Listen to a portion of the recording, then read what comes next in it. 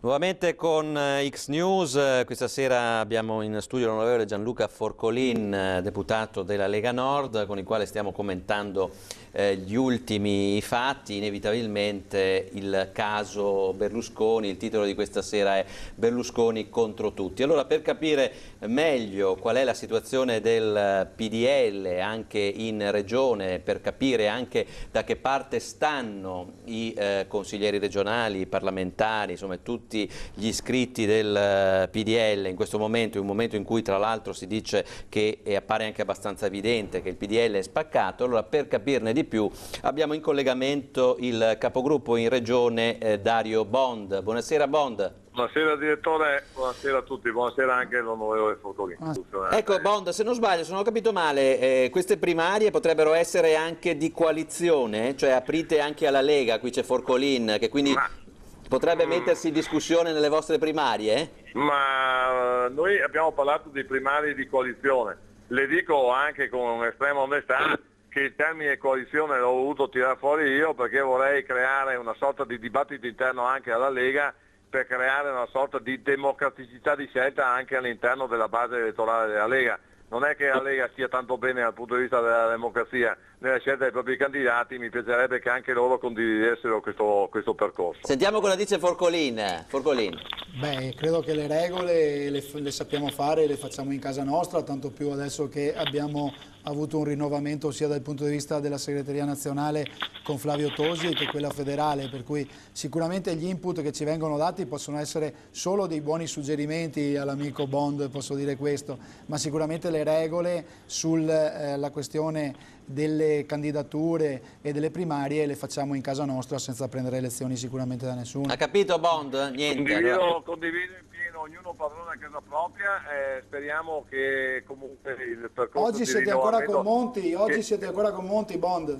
Ne parliamo da domani quando non sarete più con Monti. Guardi, siamo ancora con Monti, però il senso di responsabilità supera praticamente le alleanze politiche in questo momento. Ne parliamo da domani.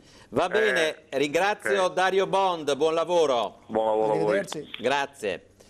Allora, niente, ma alla fine invece allora chi sceglierà i candidati della Lega, Forcolin? Ma io credo che, dipende, lo ha detto giustamente Bond, dipende anche da quali candidati e soprattutto di cosa stiamo parlando. Nei comuni dove ci sono di medie e piccole dimensioni, credo sia ancora la segreteria provinciale, assieme alle varie segreterie, se c'è la coalizione, a discuterne, e la sezione locale, per cui credo io, per esempio a Musile, non credo di aver avuto grandi interferenze, nel senso che è anche il buon senso di chi vi opera, chi lavora da anni nel comune, che può esprimere il candidato migliore, quindi sicuramente non può esserci interferenza da parte di segreterie sovracomunali o sovraprovinciali. Se invece stiamo parlando di grandi città, sicuramente con altre dimensioni e altra popolazione, è ovvio che la Lega potrebbe mettere in piedi un sistema. Però ecco, la scelta dei candidati alle politiche, su questa scelta credo che intervenga anche la segreteria nazionale. Certo, alle politiche è un'altra questione.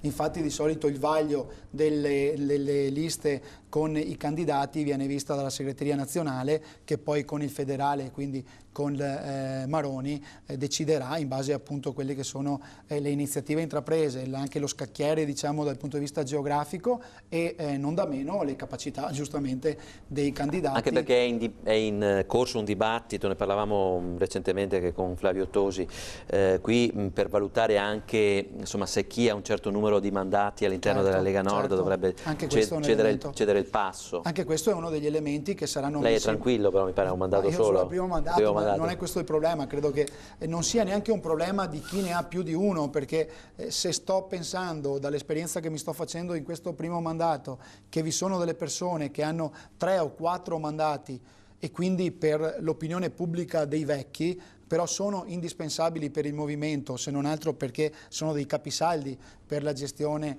di un gruppo parlamentare e anche per l'ottimizzazione del lavoro parlamentare, credo che non si possa mettere in discussione neanche questo tipo di elemento, perché di fatto io ho visto molte volte in consigli comunali, quindi partendo dal basso, l'armata Brancaleone lanciata sulla politica del nuovo poi fare tanti e tanti disastri, per cui ci vuole il giusto mix e equilibrio tra il giovane volenteroso e pieno di buona volontà e chi può darti comunque anche gli input per agire subito e essere subito propositivo positivo e efficiente al 100% senza perdere quello che di solito è cosiddetto periodo di rodaggio, dove si cerca di capire dove si può incidere maggiormente. Non c'è tempo da perdere in questo senso, per cui ben venga anche la persona. Quindi non vale insomma la regola del rottamare tanto per rottamare? Secondo me tanto per rottamare no, perché è vero che la politica in senso generale rappresenta molte persone anziane, molte persone che hanno perso anche quello che è lo stimolo dell'attività parlamentare, perché da anni e anni è diventato un lavoro quello del parlamentare. Io sono sempre